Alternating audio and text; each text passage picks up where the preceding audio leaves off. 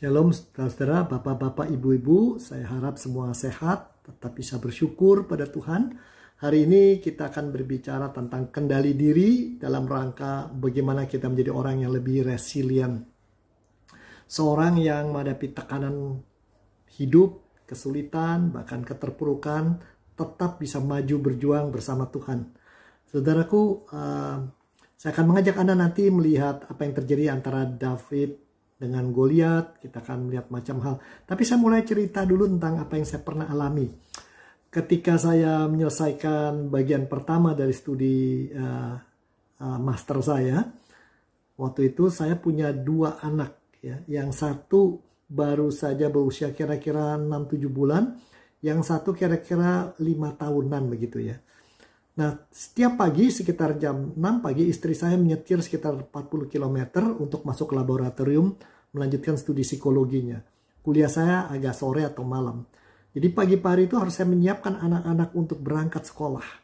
Yang satu diantar ke tempat bis sekolah menjemput, itu jalan kaki sekitar 700 meter sambil bawa si kecil di strollernya di tempat kereta anak. Dan untuk menyiapkan pakaian anak itu, makan itu, keduanya itu pusing kepala. Lalu udah sampai ke sana, berangkat itu nanti bisa lupa, aduh lupa PR-nya, nanti lupa ini. Lalu si kecil nangis, saya pengen ikut kakak saya sekolah. Kamu belum boleh ya. Bawa ke rumah, si kecil kadang-kadang gatel tangannya, dia punya eksim, mesti diurusin. Saya mesti siapin makan siang mereka, mengerjakan PR juga, teman-teman telepon. Kami juga mengurusi para pengungsi Vietnam. Rasanya itu, saudara-saudara, ini kok tekanan hidup terlalu berat. Dan saya kira sekarang ini saya lebih bisa mengerti dari pengalaman itu apa yang dialami oleh pasangan-pasangan di Jakarta yang barangkali usia 35-36, punya 2 anak yang 8 tahun dan 6 tahun, suami istri kerja, mertua jauh dan lain-lain. Barangkali dalam hidup, lingkungan hidup bisa membuat kita merasa tertekan, bingung, merasa tidak ada kendali terhadap ini, hanya bisa mengalir saja. Bahkan kita bisa ditenggelamkan oleh kondisi itu. Tetapi saudaraku, ada orang-orang yang berhasil melalui itu semua, saya lihat ya. Berhasil bahkan ketika jatuh dia bangkit kembali. Ketika dia terpuruk tetap ini pengalaman untuk saya belajar. Lalu bahkan menjadikan semua kondisi-kondisi yang tidak terbayangkan itu menjadi sebagai bekal yang Tuhan berikan dan mereka bersyukur. Mungkin ada sebagian orang yang mengalami itu. Terutama yang tua-tua sudah mengalami macam-macam tadi. Nah saudaraku, salah satu cara untuk bisa melalui kondisi seperti itu serta kita tetap menjadi orang yang resilient, tahan banting, maju kembali dan seterusnya, itu adalah dengan punya perasaan toh ada sesuatu yang saya bisa kontrol dalam hidup. Jangan merasa hidup tidak terkendali.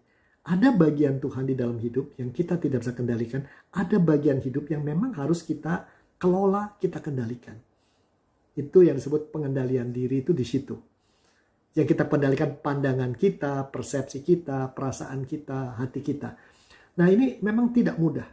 Saya bisa bayangkan apa yang dialami oleh David atau Daud ketika melihat di sana ada Goliat yang begitu besar dan semua orang sudah takut. Dan Goliat mengata-ngatai orang Israel, seakan-akan mengatakan kau punya Allah, mana Allah gunanya. Dan dia tantang, ayo 1 lawan 1, kalau saya kalah udah kami orang Filistin pergi. Kalau enggak kamu jadi budak kami. Raja Saul yang badannya katanya sekepala lebih tinggi dari orang, 30 cm barangkali lebih tinggi dari orang, enggak berani. Bahkan bikin sayembara, siapa yang berani saya akan berikan hadiah. Dan Daud datang.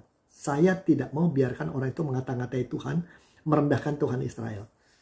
Dan Saul berkata, orang itu sejak muda selalu perang dan berhasil, menang. Kamu nih masih muda. Jadi dibandingkan kelemahan dirinya si Daud, dibandingkan dengan kekuatannya si Saul. Pembandingan inilah yang membuat orang biasanya down kan. Coba kalau Anda saudaranya 5, lalu orang tua mengatakan anak pertama saya, waduh bahasa Inggrisnya bagus. Yang kedua lulusan Australia, yang ketiga lulusan Eropa, yang satu beasiswa Amerika. Dan yang kamu yang paling kecil ini kamu gimana sih? Jualan ketoprak aja nggak laku. Itu dibandingkan kelemahan kita dan kelebihan. Kenapa nggak disebutkan kelebihannya? Saya punya istri yang baik, si kecil ini punya istri yang baik, beriman, dan mengalami banyak mujizat Tuhan.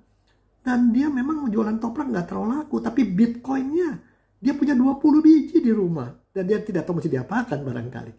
Nah, kenapa nggak dibandingkan yang bagus dengan yang bagus? Ini pemikiran saja. Nah, ini yang terjadi dengan si Saul terhadap Daud. Tapi Daud tidak mau dipengaruhi itu dan berkata, dia mengontrol dirinya. Ini yang menarik. Ya, memang aku masih muda, tapi waktu aku muda itu pun dulu ketika binatangku diambil singa, dibawain beruang, Tuhan menolong saya mengalahkan kedua binatang itu.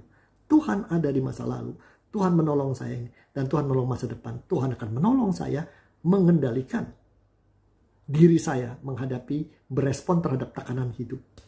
Dan kita tahu ceritanya, Daud tidak bisa mengkontrol si Goliat tengah-tengah dia. Daud tidak bisa mengkontrol Goliat menakuti orang, tapi Daud bisa mengkontrol tangannya yang memegang ali-ali dan batu, dan dia menang. Tuhan izinkan. Jadi saudaraku, dalam hidup Anda dan saya setiap hari tekanan hidup tidak bisa kita hindari.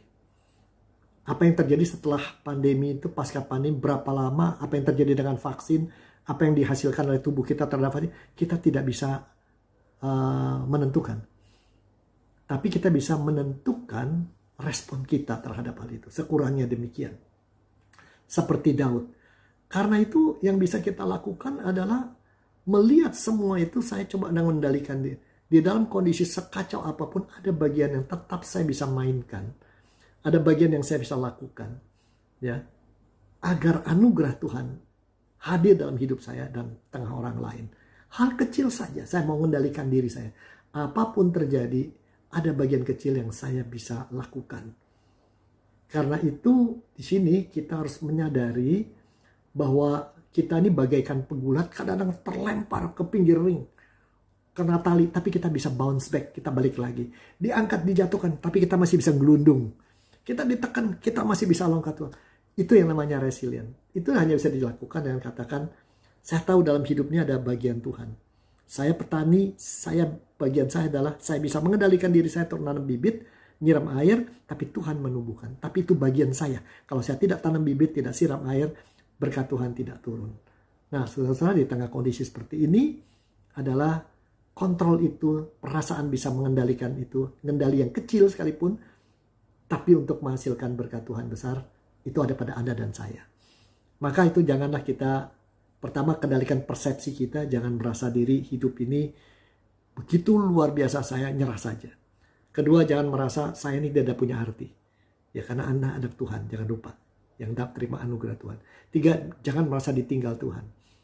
Ya, di dalam kondisi seperti itu pun, justru mungkin seringkali dia mengajari kita untuk bounce back, untuk tidak kalah oleh keadaan itu, menjadi pemenang, ya, dengan mengandalkan dia lebih penuh.